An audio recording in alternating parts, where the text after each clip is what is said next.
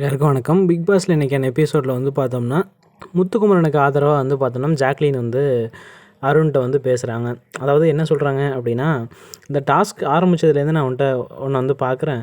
நீ எது எடுத்தாலும் வந்து பார்த்தீன்னா, முத்துக்குமரன் நீ வேறு விதமாக பார்க்குற. டாஸ்க்குள்ளே வந்து பாரு, ஒரு லேபராக வந்து அவன்கிட்ட வந்து அணுகு.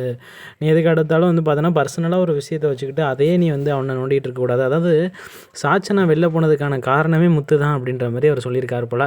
சாச்சனா வெளில போனதுக்கான காரணம் முத்து அப்படிலாம் நீ சொல்கிறது வந்து தப்பு அப்படின்ற மாதிரி ஜாக்லின் வந்து பேசியிருக்காங்க. ஓகேவா? சாச்சனா வெளில போனதுக்கு காரணம் முத்துவா என்ன? அப்படிலாம் கிடையாது. சாச்சனா இருக்கிற நெகட்டிவ் அவ்வளோ நெகட்டிவ் வந்து இருந்தது.